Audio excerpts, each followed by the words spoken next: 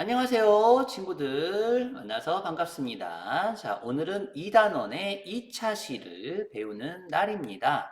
자, 지난 1차 시에서는 주장하는 글을 읽고 그 글에서 주장을 찾아보는 활동을 했습니다. 우리 1학기 때 했던 활동을 조금 반복해 봤죠? 거기에 추가로 남들이 예상하지 못했던 재미있는 질문들을 만들어 보고 그 질문에 답을 해보는 것도 했었어요. 과연 여러분들이 생각하고 있었던 인상적인 질문은 뭐였을까요? 네, 굉장히 궁금한데요. 잊지 말고 꼭 질문, 답 해주시기 바랍니다. 자, 오늘 그러면 2차 시 수업을 시작하겠는데요. 2차 시에서는 공정무역이라는 것을 주제로 쓴 글을 읽어볼 거예요. 그 글을 읽고 질문을 통해서 글의 내용을 이해하는 시간이에요. 자, 그렇다면 글을 꼼꼼하게 읽어야 되겠죠? 자, 오늘 과연 어떤 글로 어떤 내용을 배우게 될지 궁금하네요. 함께 시작해 봅시다. 네, 화면에 공정무역에 대한 만화가 소개가 되어 있는데요. 우리 한 컷 한 컷 자세히 알아보도록 하겠습니다. 첫 번째 장면인데요. 옛날에 태어날 때는 신분이 정해져 있었어요. 그래서 상민으로 태어난 사람은 아무리 열심히 일하고 공부해도 양반이 되지 못하고 그냥 상민인 거예요. 어, 양반은 또 일을 안 해도 어느 정도 지위와 재산이 보장이 됐었죠. 상민은 평생 그냥 일만 해야 되는 거죠. 능력에 상관없이. 근데 실제로 지금도 비슷한 일들이 벌어지고 있어요. 아무리 열심히 일해도 가난을 벗어날 수 없는 사람들이 있습니다. 왜냐하면 어떤 사람들은 일을 안 하고도 돈을 벌고 있거든요. 참 슬픈 일이죠? 그럼 우리 이번에는 두 번째 장면을 볼까요? 하루 종일 축구공을 만드는 아이의 임금은 고작 몇천 원이에요. 실제로 그렇다고 해요. 가난한 나라의 사람들은 아무리 열심히 일해도 자식들을 학교에 보내기도 어려워서 휴대전화 하나를 사려면 몇 달치 월급을 모아야 한다고 합니다. 우리로 치면 한 1,000만 원 정도 모아야 된다는 얘기겠죠. 일부 다국적 기업은 가난한 나라의 물건을 제값을 주지 않고 아주 싸게 산 뒤 비싸게 팔아서 많은 돈을 번대요. 왜냐하면 임금을 조금 주기 때문에 그래요. 아, 이런 일들이 있다니까 굉장히 슬픈데요. 우리 마지막 장면 보겠습니다. 자, 여러분, 가난은 제 잘못인가요? 아닙니다. 공정한 거래만이 잘못된 경제 구조를 바로잡을 수 있다고 합니다. 바로 그렇게 공정하게 무역을 하는 것을 뭐라고 한다? 공정무역이라고 한다는 내용의 만화입니다. 바로 오늘의 글의 주제와 관련이 있는데 이렇게 만화로만 봐서 간단하게 이해가 될 것 같으면서도 뭔가 조금 잘 이해가 안 되시겠죠?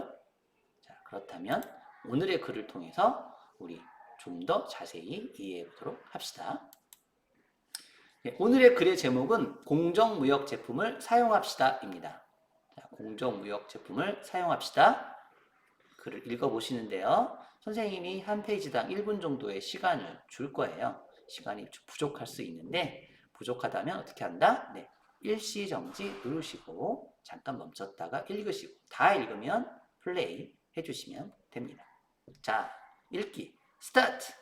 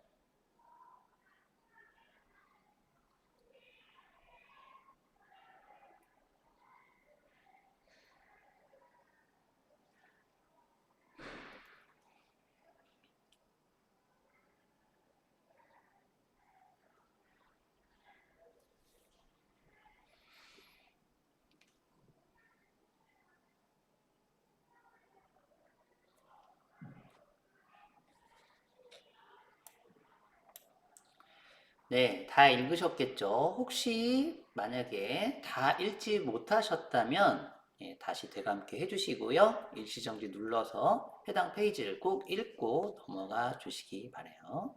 자, 이제 우리 다음 활동으로 넘어가겠습니다. 오늘의 내용은 글의 내용을 이해할 건데요. 질문을 통해서 여러분들이 얼마나 글의 내용을 잘 이해했는지 확인해 보도록 할게요. 첫 번째 질문. 공정무역에서 유통 단계를 줄이려는 까닭은 무엇이었죠? 유통 단계는 물건이 거쳐가는 단계를 유통 단계라고 해요. 기억하시죠? 맞습니다. 생산자에게 돌아갈 정당한 이익을 지키기 위해서입니다. 생산자가 너무 싼 임금을 받아서 이익을 못 가져가면 너무 가난해서 벗어날 수 없잖아요. 하고 싶은 일도 못하고. 그래서 노력한 만큼, 노동을 투자한 만큼의 이익을 가져가는 것이 바로 정당한 이익입니다. 두 번째 질문이에요. 일부 다국적 기업들이 어린이를 고용하는 까닭은 무엇이었죠?